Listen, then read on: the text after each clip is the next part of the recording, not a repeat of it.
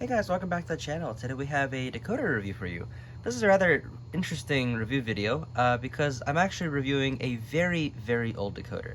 So this decoder here, which I have installed in this engine, is a Loksound V2.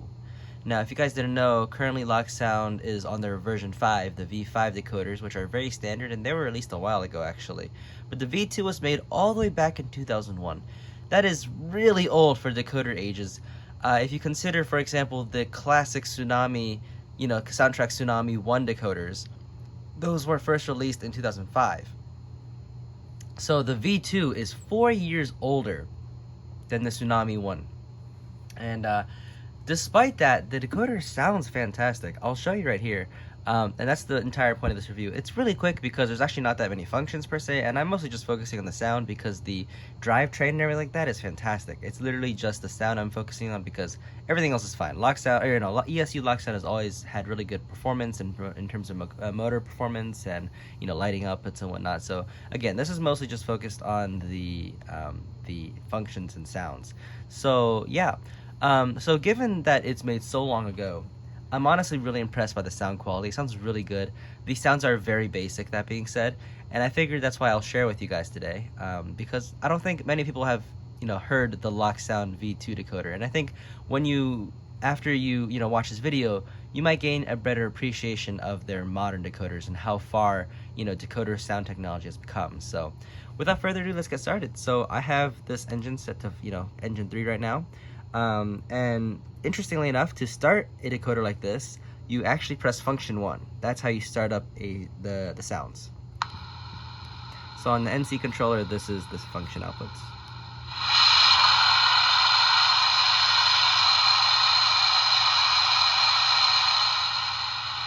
So that's how the engine starts. Basically, you can hear the background hiss and then the large, steam release. That's how it indicates the train started. And function 1 will now always stay on. If you want to shut the engine down, you press function 1 again, and that's how you shut the engine down. But function 1 is kind of like the prime mover sound if you think about it on a steam engine. We could press the headlight, which will just turn on. In this case, I don't think this engine's headlight works properly, so we're not going to worry about that too much. But there's no generator sound, there's no dynamo sound, etc. Okay, so now function 2. This is the... Oh, that's also the automatic prime mover sound. I did not press anything there. Okay, function 2 is the whistle. In this case, this is a pre-recorded single length whistle. So it's unlike modern decoders where you can adjust the whistle duration by holding the function 2 down and letting it go. That was still function 1. That's still the automatic prime mover sounds. In this case, it's a pre-recorded length. So you press function 2, it will play it. Then you press function 2 again, it will play it again. So I press function 2. So that clip is used every single time you press or depress function 2. So if I press function 2 again,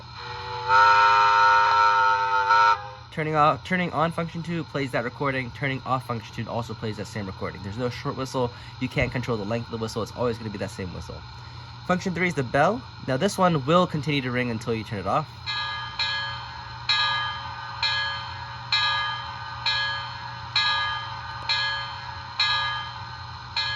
Just like that. Function 4, I believe, is steam release, or actually water fill. And I turn function 4 off. So that is dependent on how long you press down function 4. And then function 5, I think, is steam release then.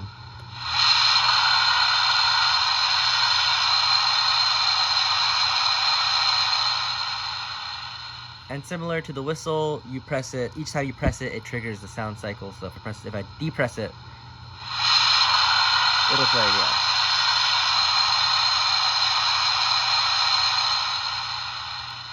And that's it. There's no other sound functions.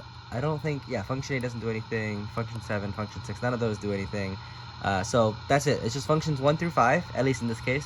And yeah, so it has all the core functions, as I said, the prime mover sound. So again, with function 1 on, you get the boiler hiss, you get the random generated sounds, and also you get the steam chuffs, which I can show you here.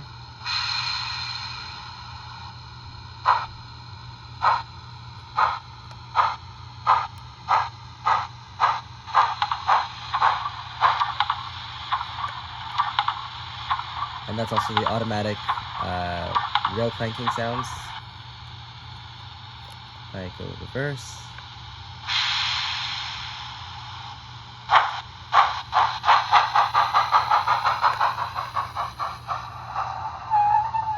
Automatic brake sounds. Go back to forward again.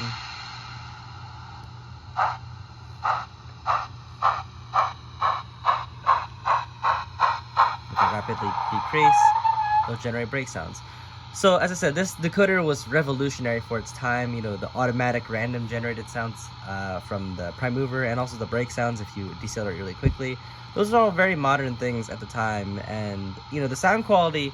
Now this is put in a BLI engine, if you couldn't tell here, and the sound quality is not great because I reused the old BLI speakers, which are not very high quality. But you put it in a nicer speaker or a better engine, you won't get this weird sound. I would say the sound quality is very much comparable. The sound quality is very much comparable to Tsunami decoders, in the sense that the sound is very crisp and it's very clear, and it's not crackly at all. The crackly sound, again, is just because the speaker in this engine is not so great. But yeah, that pretty much is it. I just wanted to show you guys how this decoder works. It's a very simple decoder, as you can see. There's the air pumps, those are automatically in. So the air pumps, every once in a while the safety valve going off, those are all automatic from function 1 being on, and that's just the prime mover. Function 2 is whistle, function 3 is bell, function 4 is water fill, function 5 is steam release, and that's it. That's pretty much the entire decoder. And if I turn off function 1,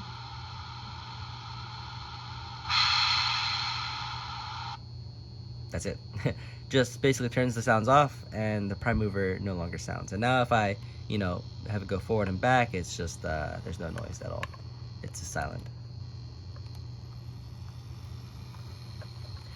So that's pretty much it. I figured it would be cool to share this old relic. And honestly, despite how old it is, it still sounds really good in my opinion. So yeah, I think props honestly to Loksound, but that being said, I do think that Loksound has come a long way. Their modern decoders are so much more customizable. There's so many more options, and it's just so much more advanced.